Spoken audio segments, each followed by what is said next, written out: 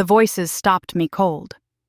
I was halfway down the stairs, one hand gripping the banister in the darkness, when I heard my son Darnell's voice drift up from the kitchen. It was past midnight. I'd only come down for water.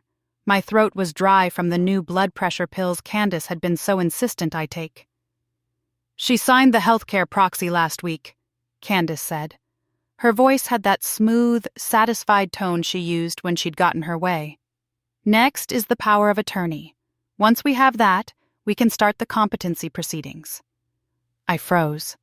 My bare feet on the cold hardwood felt like they'd grown roots. "You really think we can get her declared incompetent?" That was Darnell, my baby boy. The child I'd nursed through pneumonia at age 3, driven to football practice every morning at dawn, worked double shifts to send to college.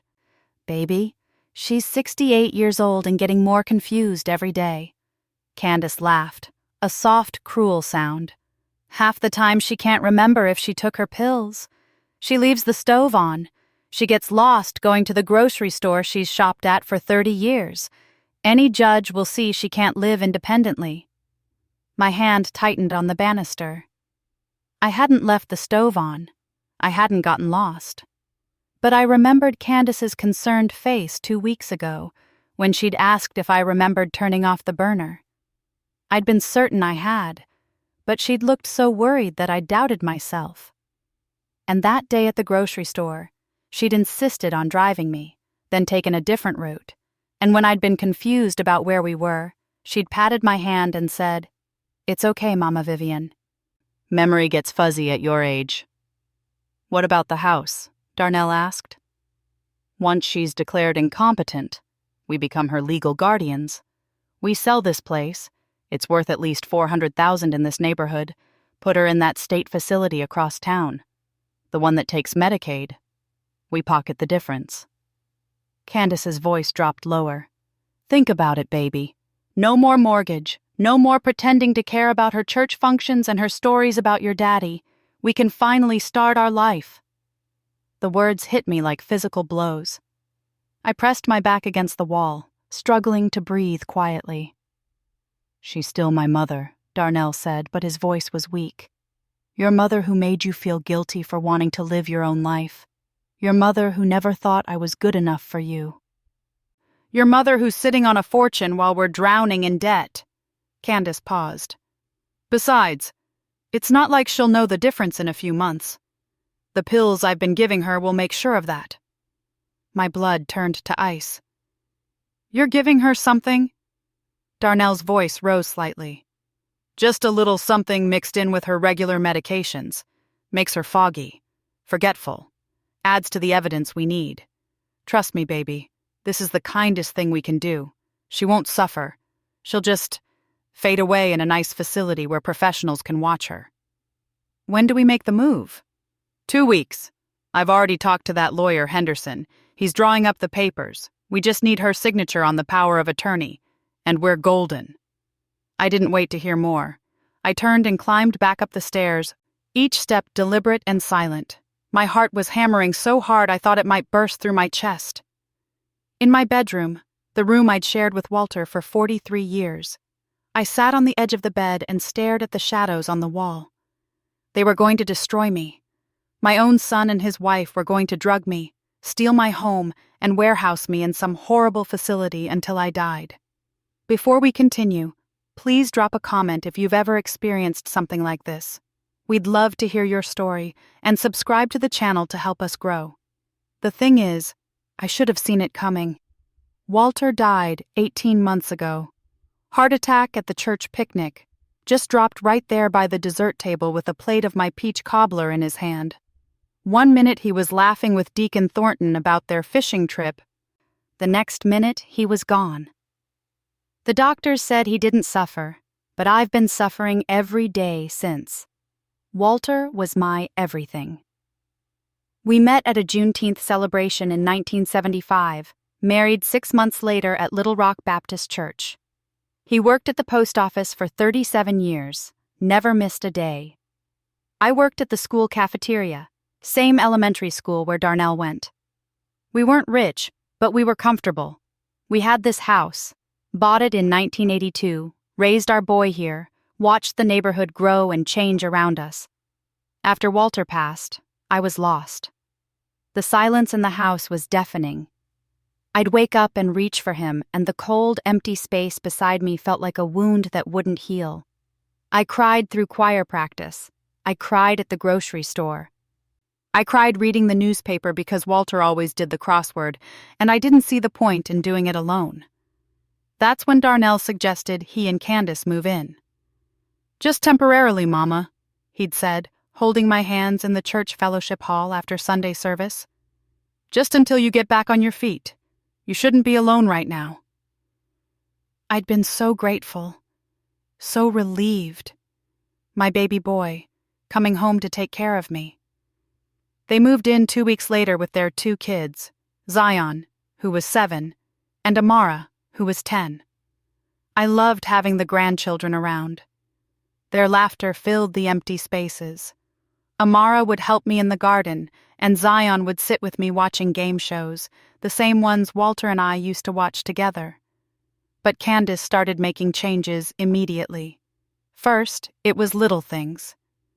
She rearranged my kitchen because "It'll be more efficient this way, Mama Vivian." She got rid of Walter's recliner because "It's worn out and we need to make space." She threw away his clothes while I was at my sister's house because "Keeping them is unhealthy. You need to move forward." I tried to protest, but Darnell would just put his arm around me and say, "Mama, Candace is just trying to help. Don't you want to heal?" Then came the concerns about my health. "Mama, did you take your pills this morning? You didn't, did you? You need to be more careful." Candace would shake her head sadly, holding up the pill organizer. I could have sworn I'd taken them, but the compartment was still full, so I must have been wrong. "Mama, you left the front door unlocked again. Anyone could have walked in here." But I remembered locking it. I always locked it. "Mama, you told me the same story 3 times today. Maybe we should talk to your doctor about your memory." But had I? I couldn't remember. I started second-guessing everything. Maybe I was losing my mind. Maybe grief had broken something in my brain. I stopped going to choir practice because I was afraid I'd forget the words. I stopped hosting my bridge club because I was worried I'd mess up the refreshments or lose track of the cards. Candace was always so sweet about it, so concerned. She'd pat my hand and speak to me in that slow, careful voice people use with children. She'd look at Darnell with these significant glances, and he'd nod seriously, like they were dealing with something tragic but inevitable. My friends from church started calling less. When I asked Darnell about it, he said, "Mama, you told Sister Freeman she was being nosy, remember? You got upset with Deacon Willis about something during Bible study. People are worried about you." But I hadn't. Had I? The isolation crept in like fog. I stopped being sure of anything. I'd find myself standing in a room, unable to remember why I'd gone there. I'd lose track of conversations. I felt like I was disappearing, bit by bit, day by day. And all the while, Candace was there with her concerned face and her helpful suggestions and her little pills that were supposed to make everything better. The pills. I walked to my bathroom and opened the medicine cabinet. There were 6 prescription bottles lined up neatly. I'd never had 6 prescriptions before Walter died. My doctor had me on blood pressure medication and a statin. That was it. But Candace had taken me to a new doctor. Someone who specializes in geriatric care, Mama Vivian. And suddenly I had pills for anxiety, pills for sleep, pills for my memory, pills I couldn't even name. I picked up one of the bottles. The label said it was for anxiety, but the pills inside didn't look like the ones I'd taken before. These were white and round. My old anxiety pills had been blue and oval. My hands started shaking. How long had Candace been poisoning me? How long had she been making me confused and forgetful so she could steal everything Walter and I had built? I sat down on the closed toilet lid and forced myself to think clearly. For the first time in months, I felt like my mind was sharp. Maybe it was the adrenaline. Maybe it was rage. But I could think, really think, and I knew what I had to do, Sam. I couldn't confront them. They'd gaslight me, tell me I was confused, maybe even speed up their plan. I couldn't call the police. What would I say? That I'd overheard my son and daughter-in-law talking? That I thought my medications might be tampered with? They'd taken me to that new doctor. They had documented evidence of my decline. They had the healthcare proxy already signed. I needed proof. I needed help. I needed to be smarter than I'd ever been in my life. I opened the bathroom drawer and pulled out the burner phone Walter had bought years ago for emergencies. He'd been old-fashioned that way, believed in backup plans. I'd forgotten it was there until now. The battery was dead, but the charger was in the drawer too. I plugged it in and waited. My hands were still shaking. From the hallway, I could hear Darnell and Candace coming upstairs, their voices low and satisfied. The phone's screen lit up. Charging. I flushed the toilet for cover, ran the sink, and walked back to my bedroom on unsteady legs. I climbed into bed and closed my eyes as their footsteps paused outside my door. "She's asleep," Candace whispered. "You sure about all this?" Darnell asked. "Baby, trust me. In 2 weeks, we'll be free." Their bedroom door clicked shut. I lay in the darkness, my eyes wide open, and waited for the burner phone to charge. I had 2 weeks to save my life, 2 weeks to become the woman they'd never expected me to be, 2 weeks to destroy them before they destroyed me. But first, I needed to disappear. Not forever. Just long enough to make them think they'd won. Long enough to gather my proof, find my allies, and strike back. I thought about what Walter would do. He'd been a strategic man, patient and careful. He always said, "Vivian, baby, when someone shows you who they are, believe them, but don't let them know you know until you're ready to make your move."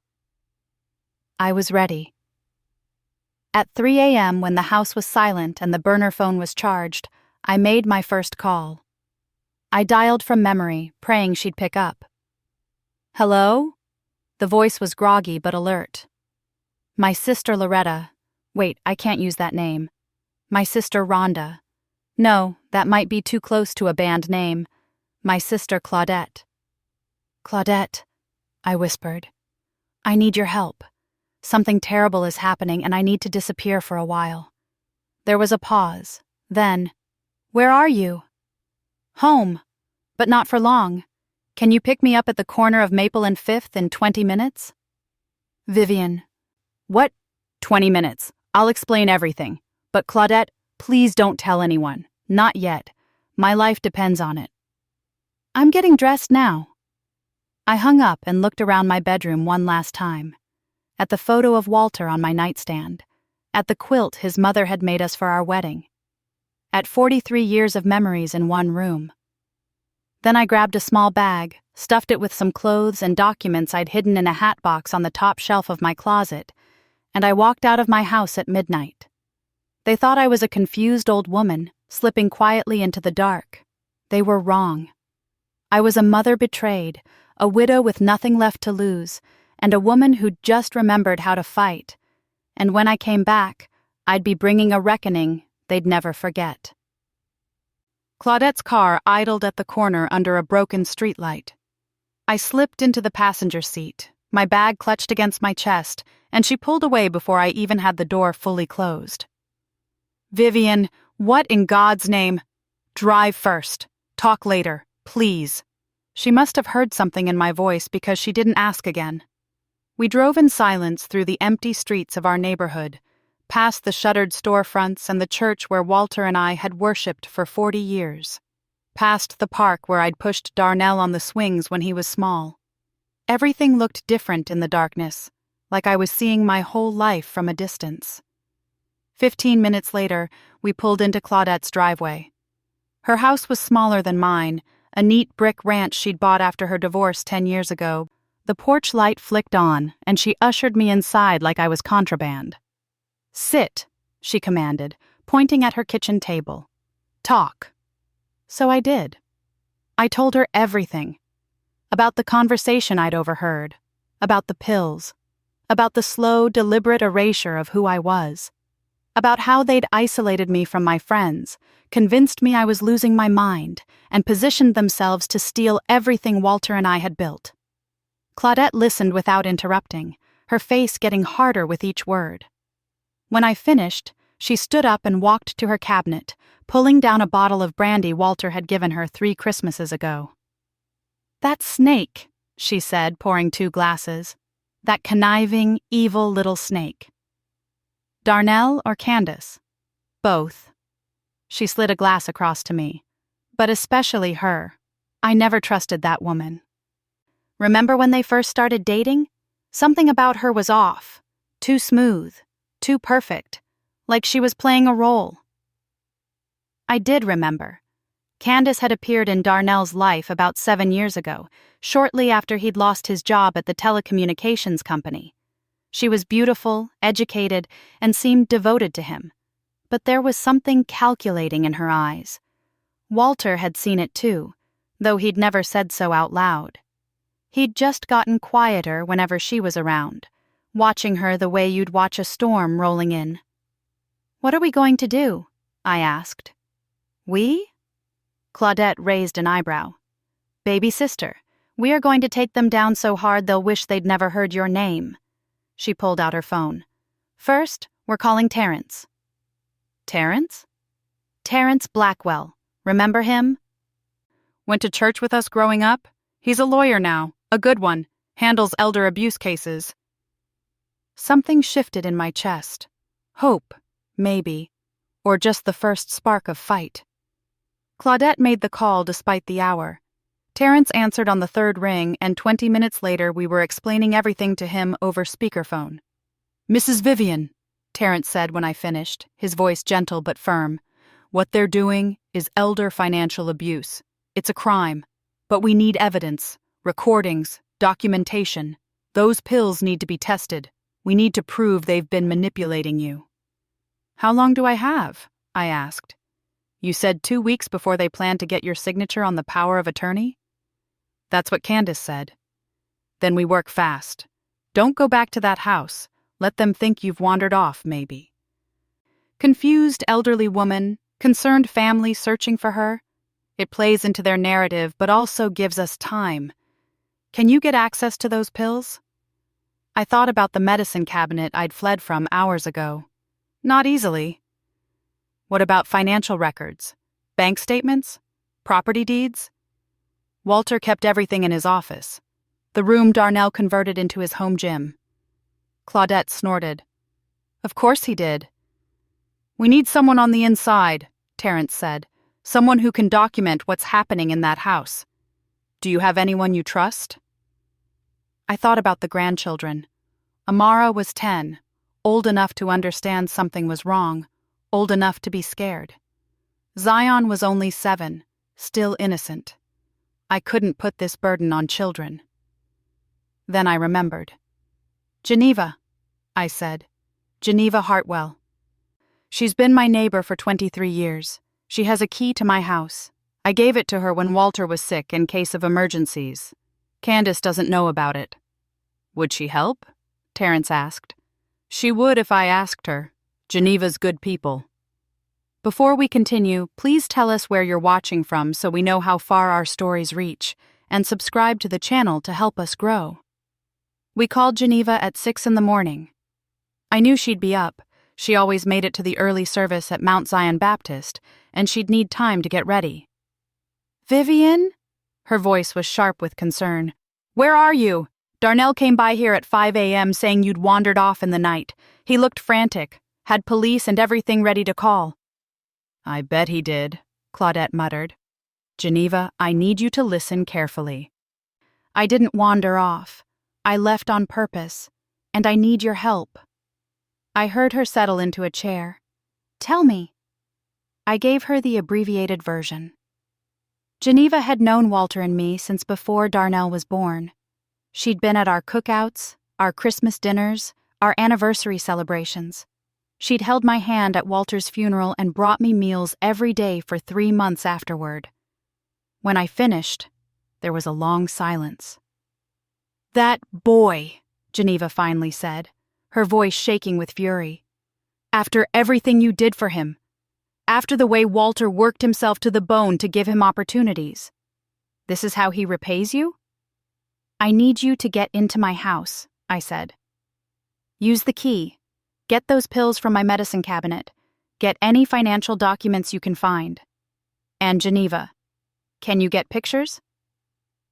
Of anything that might help prove what they're doing? Consider it done.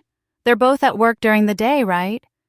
Candace works from home on Tuesdays and Thursdays, but she takes the kids to school at 8:15 and usually goes to the gym after. You'd have from about 8:30 to 10 o'clock. That's all I need.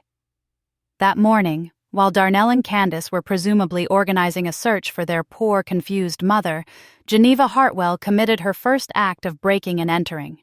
She called me at 10:45 a.m. Vivian, baby, you need to sit down for this. My stomach dropped. Claudette put the phone on speaker. I got the pills, Geneva said. All 6 bottles. But that's not the worst of it. I found a folder in Candace's desk drawer. Legal documents. Some of them already have your signature on them. What kind of documents?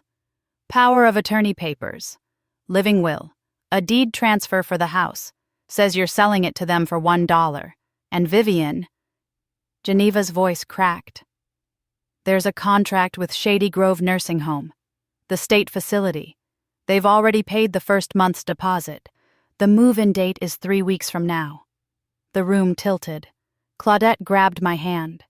There's more, Geneva continued. I found bank statements. They've been transferring money out of your account for 6 months. Small amounts at first, then bigger. Looks like about $30,000 total. $30,000. The emergency fund Walter and I had built over 40 years.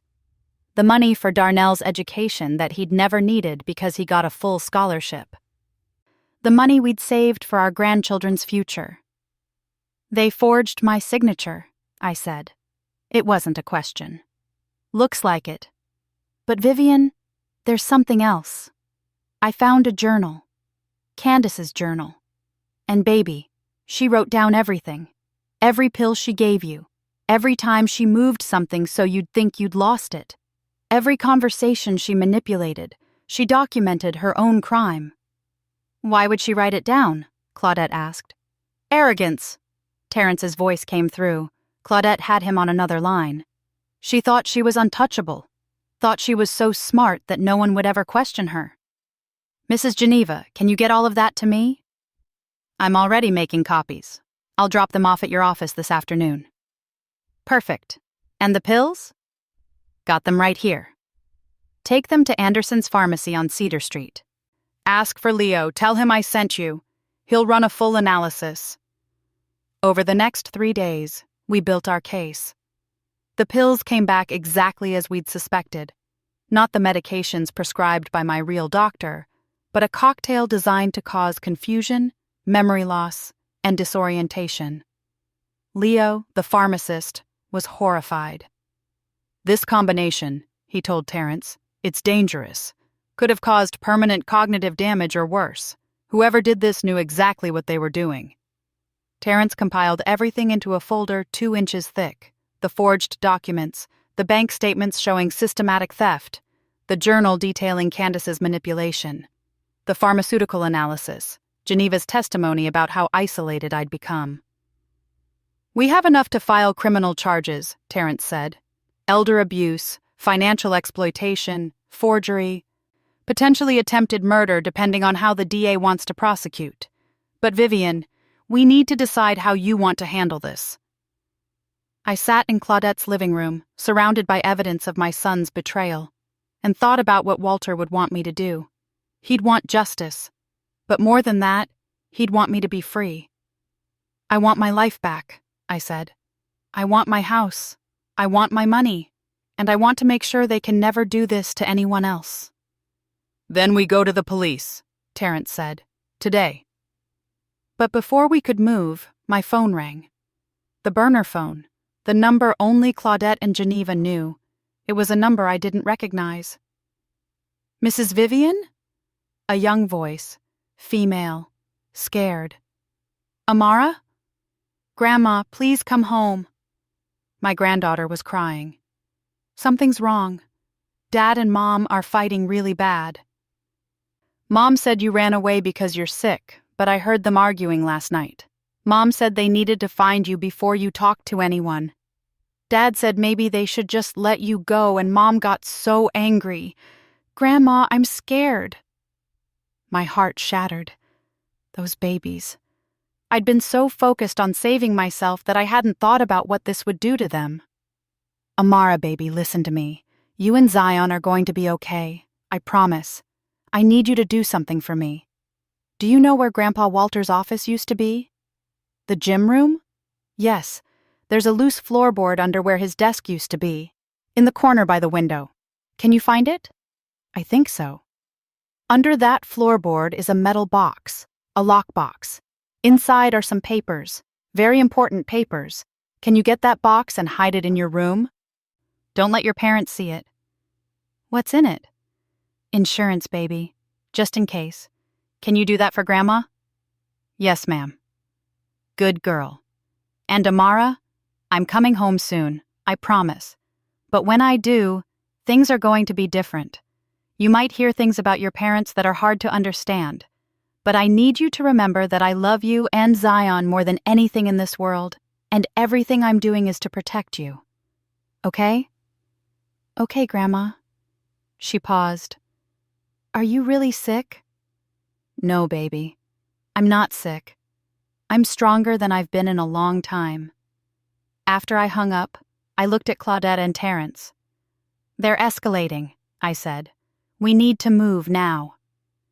That evening, we walked into the police station. Detective Regina Morris took our statement, her face growing darker with each piece of evidence Terrence laid on her desk. "I've seen a lot of elder abuse cases," she said finally, "but this level of premeditation? This is something else. Mrs. Vivian, I'm sorry you had to go through this." "Can you arrest them?" I asked. "We have enough for warrants. We'll pick them up tomorrow morning." "Tomorrow?" I stood up. "Detective, my grandchildren are in that house. Amara called me this afternoon. She's scared. If Darnell and Candace realize I've gone to the police—" "We'll handle it carefully," Detective Morris promised. "I'll have officers there first thing in the morning." But morning was 12 hours away. 12 hours for Candace to realize I wasn't just a confused old woman who'd wandered off. 12 hours for her to destroy evidence or disappear or worse. I made a decision. "Take me home," I told Claudette. "Now." "Vivian, that's crazy. My grandbabies are in that house. I'm not leaving them there one more night." Terrence started to protest, but something in my face stopped him. "At least let me come with you," he said. "No, this is family business, but keep your phone on." We pulled up to my house at 9:37 p.m. The lights were on in every room. Through the living room window, I could see Darnell pacing. Candace sat on the couch, her phone pressed to her ear. I took a deep breath, opened the car door, and walked up to my own front porch. I still had my key. I'd had it for 43 years, and I wasn't about to give it up now. I unlocked the door and walked into my house. Darnell spun around, his face going white. Candace dropped her phone. "Hi, baby," I said calmly. "I'm home." For a moment, nobody moved. Then, Candace's face transformed. The concerned daughter-in-law mask slipped back into place, but not before I saw what was underneath. Pure cold rage. "Mama Vivian!" she exclaimed, rushing toward me. "Oh, thank God! We've been so worried. Where were you? Are you okay?" I stepped back before she could touch me. "I've been at Claudette's," I said, thinking very clearly for the first time in months. Something flickered in Candace's eyes. "We should call the doctor," she said. "You've been through a trauma. You need to rest. Let me help you upstairs." "I don't need rest," I said. "And I don't need your help. What I need is for you to explain why there are forged documents with my signature in your desk drawer, why there's a contract with Shady Grove Nursing Home, why my bank account is missing $30,000. And why the pills you've been giving me aren't the ones my real doctor prescribed." The mask fell away completely. Candace's face went cold. calculating. In that moment, I saw exactly who she was, who she'd always been. A predator who'd married my son for access to an inheritance, who'd spent 7 years positioning herself to take everything. "You were in my desk," she said quietly. "Actually, my friend was, with a camera. Every document photographed, every page of your journal where you documented your crimes. All of it handed over to the police about 2 hours ago." Darnell sank into a chair, his face in his hands. "You stupid old woman," Candace hissed. "Do you have any idea what you've done? I've stopped you from destroying me. I've protected my grandchildren. And I've made sure you'll never do this to anyone else." Candace laughed, that same cold laugh I'd heard from the stairs 3 nights ago. "You think the police will believe you? A confused old woman with documented memory problems? I have medical records, doctor's statements, your own signed confession of incompetence. This is going to bury you." "The difference," I said, "is that my medical records are real. My doctors are legitimate, and your journal is written in your own handwriting, describing exactly how you manipulated all of it." I watched it hit her, watched her realize she'd documented her own destruction. "I want you out of my house," I said. "Both of you, tonight." "This is my house too," Candace snapped. "We live here. You've been stealing from me while living under my roof, poisoning me, forging documents to steal my property. You're lucky I'm giving you the chance to leave before the police arrive." "Mom," Darnell finally spoke, his voice broken. "Mom, I wasn't going to." "You stood there and let her do it," I said, looking at my son. My only child, the boy I'd sacrificed everything for. You heard her talk about drugging me, stealing from me, warehousing me in a state facility to die. And you didn't stop her. You didn't protect me. You chose her over your own mother. "I'm sorry," he whispered. "Sorry doesn't give me back the last 6 months of my life. Sorry doesn't undo the fear and confusion and self-doubt. Sorry doesn't rebuild the trust you shattered." Upstairs, I heard a door open, small footsteps on the stairs. "Grandma?" Amara stood on the landing, Zion behind her, both in their pajamas. "You came back." I opened my arms, and they ran to me.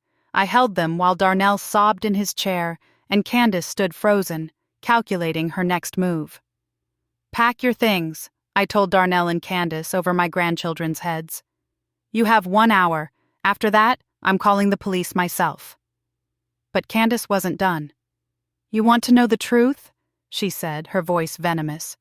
"Your precious Walter? He wasn't the saint you thought he was. Ask your son about the insurance policy. Ask him about the real reason we moved in here." My blood went cold. "What is she talking about, Darnell?"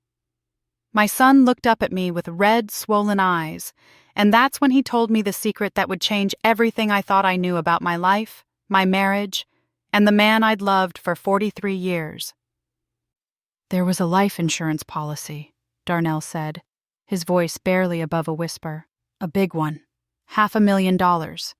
Dad never told you about it because he set it up through his union back in the 80s. He paid into it for 37 years.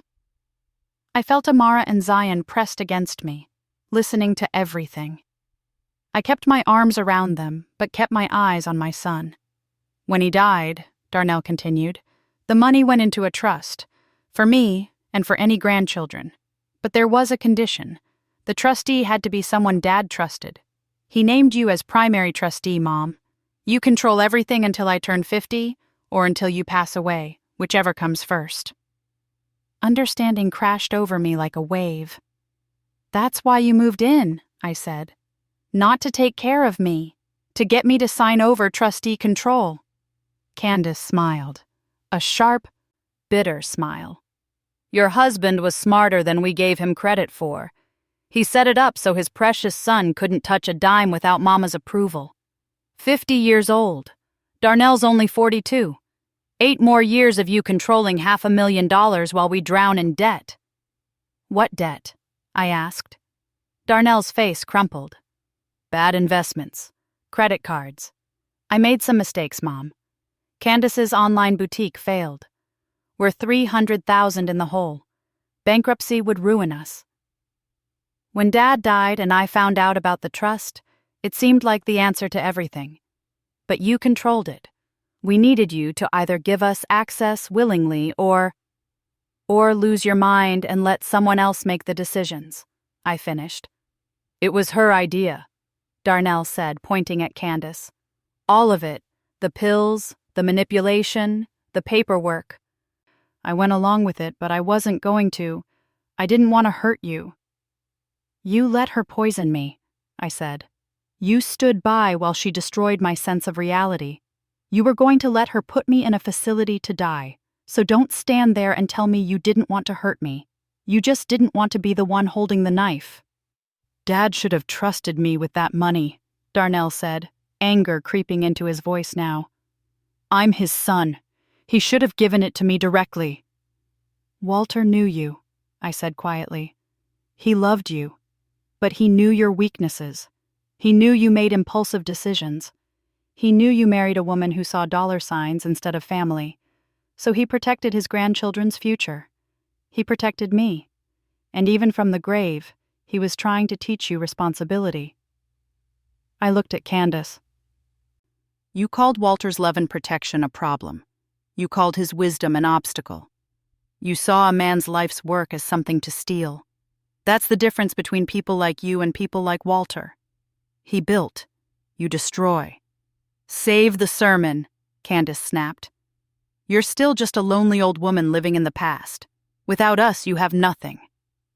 Without you, I said, I have my sanity back, my dignity, my home, my grandchildren, and the satisfaction of knowing that every single thing you tried to take from me is going to bury you instead. Car doors slammed outside. Through the window, I saw Detective Morris walking up the driveway with 2 uniformed officers. Perfect timing, I said. Candace's eyes widened. She looked at Darnell.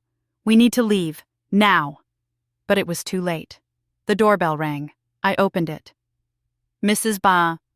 Vivian, Detective Morris said. We have warrants for the arrest of Darnell Jackson and Candace Jackson. What happened next unfolded like a movie scene I'd never thought I'd live through.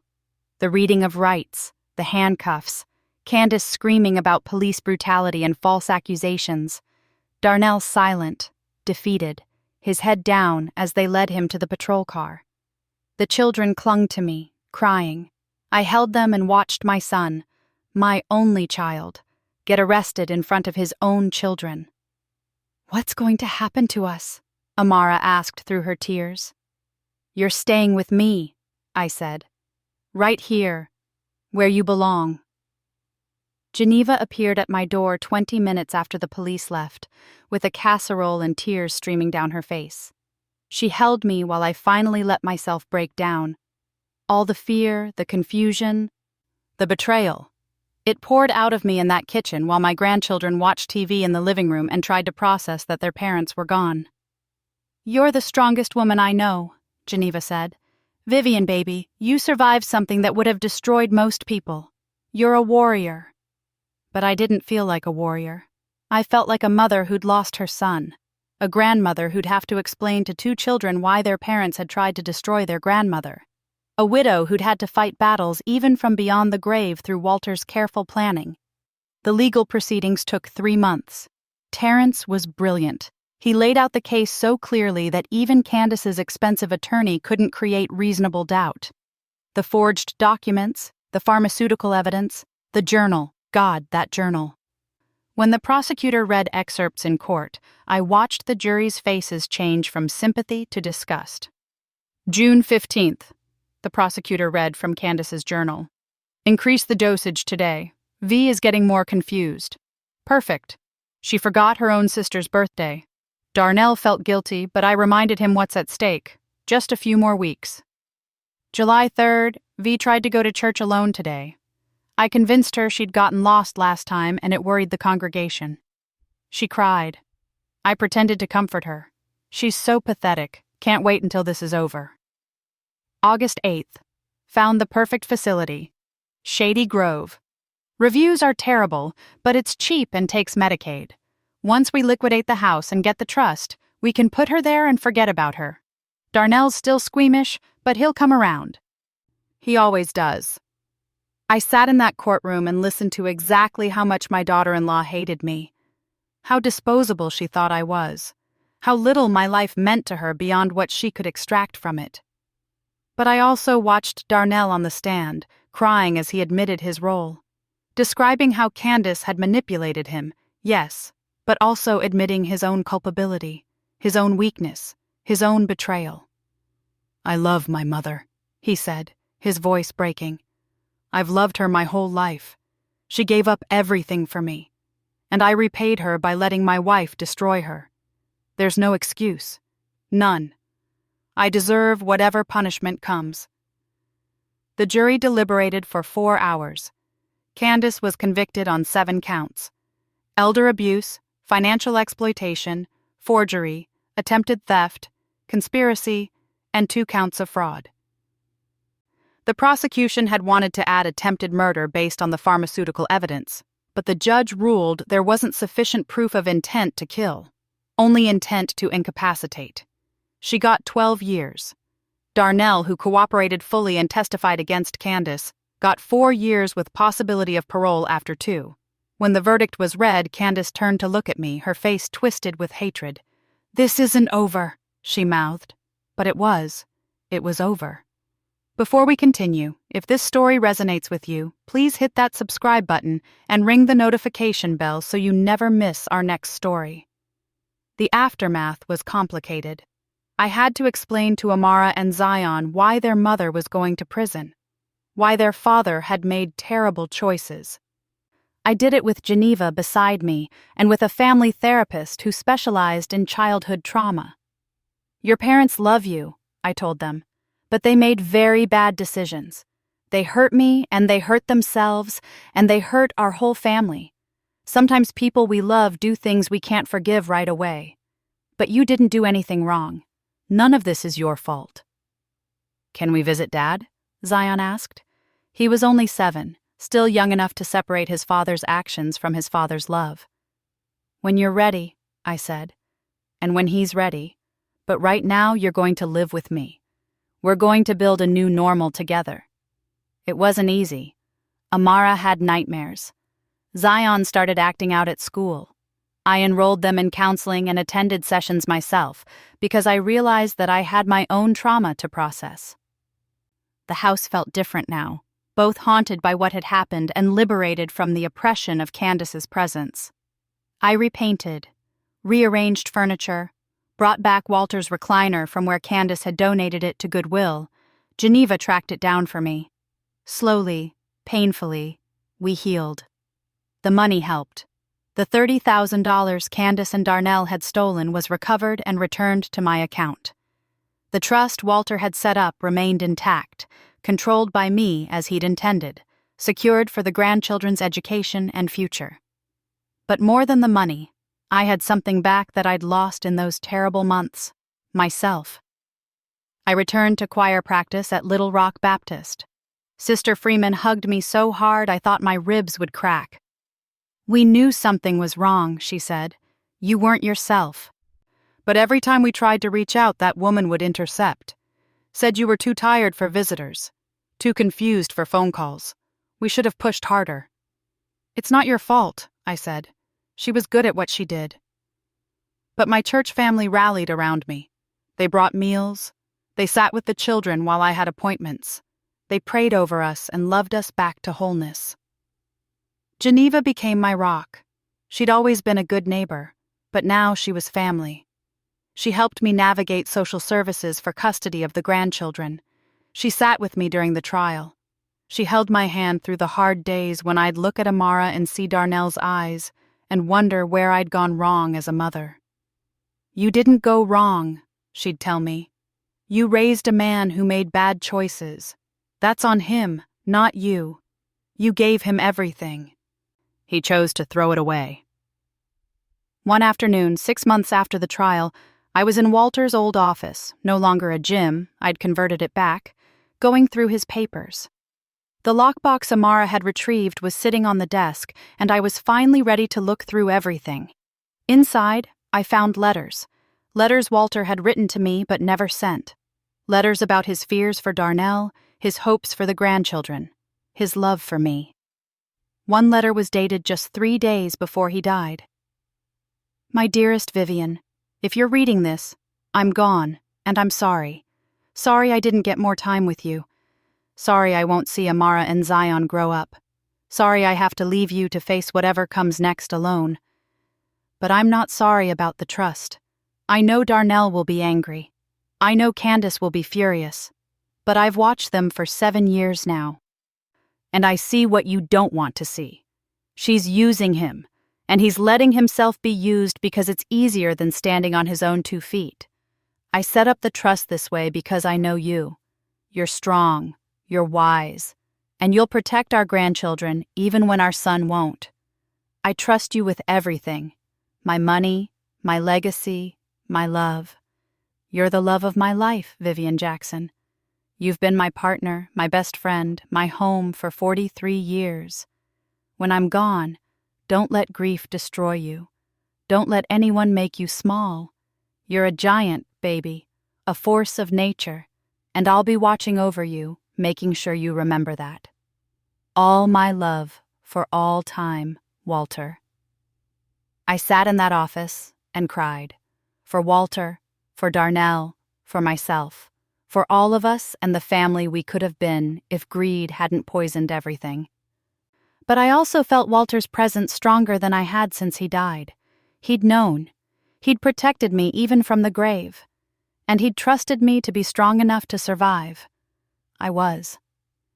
2 years later, I stood in the visitor's room at Oakwood Correctional Facility. Darnell sat across from me, older and thinner, his eyes haunted. "Thank you for coming," he said. "I wasn't sure you would." "The kids wanted to see you," I said. "They're in the children's area with the supervised visit coordinator. I wanted to talk to you first." "How are they?" "They're good. Amara's in middle school now. Honor roll, wants to be a lawyer inspired by Terrence. Zion joined the youth choir at church. He has your voice." Darnell smiled, sad and small. "That's good. That's really good. They ask about you.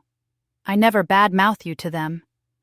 I tell them you made mistakes, but you're their father and you love them.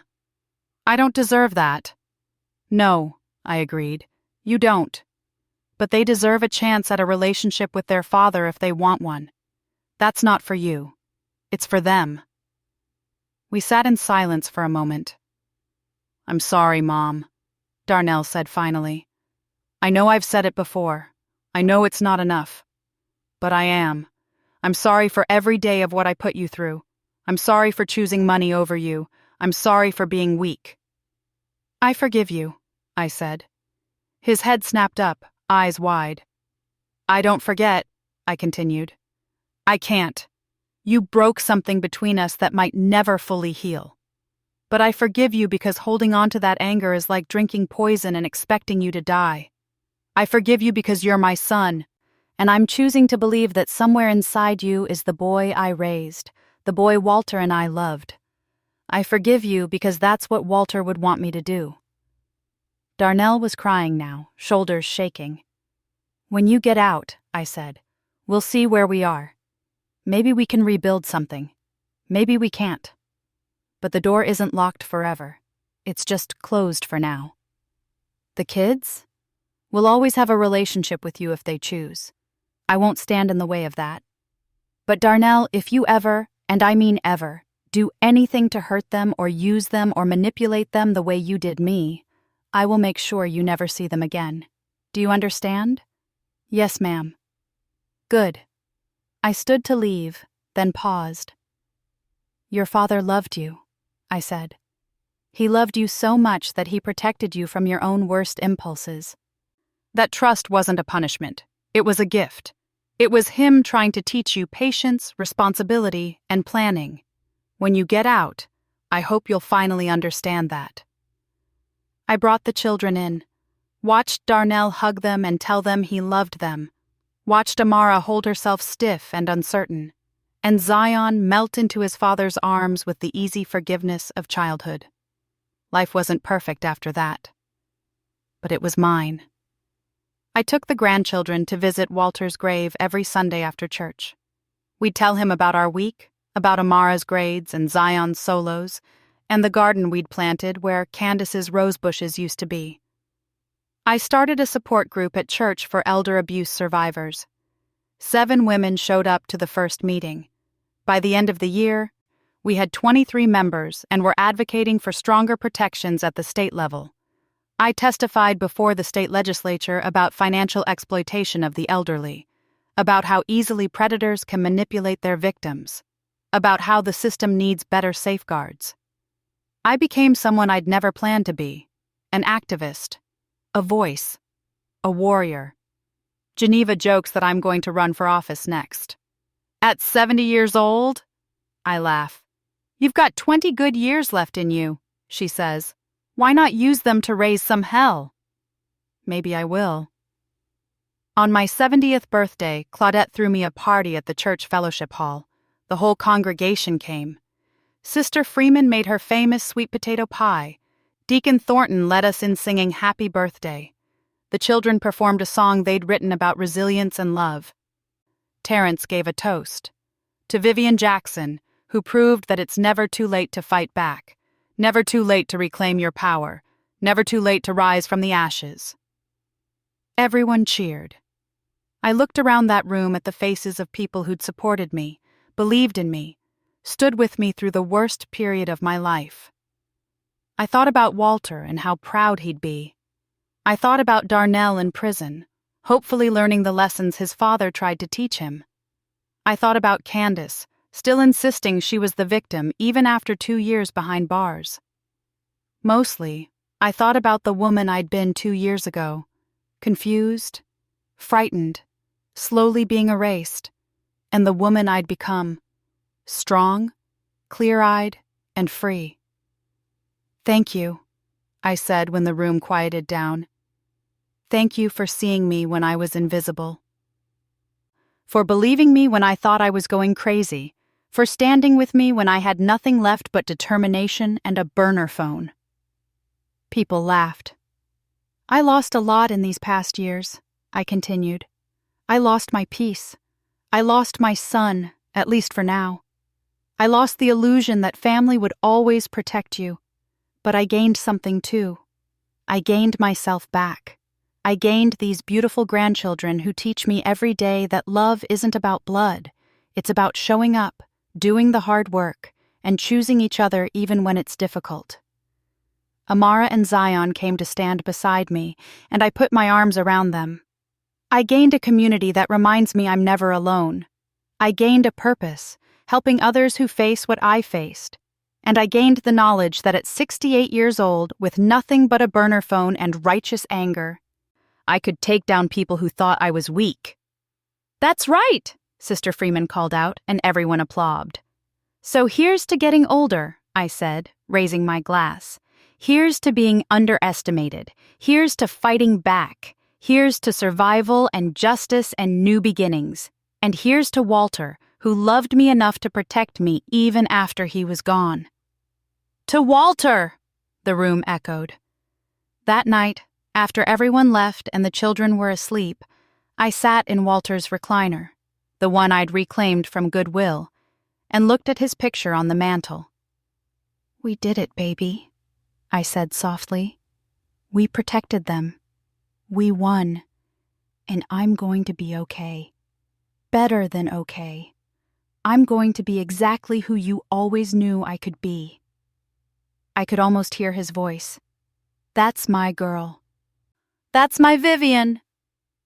And for the first time since I'd run out of my house at midnight, overhearing a plot to destroy me, I felt complete peace. They'd tried to erase me. They'd tried to steal my home, my money, my mind, my life. But I was still here, still standing, still fighting. And I wasn't done yet. Not by a long shot. Thanks for listening. Don't forget to subscribe and feel free to share your story in the comments. Your voice matters.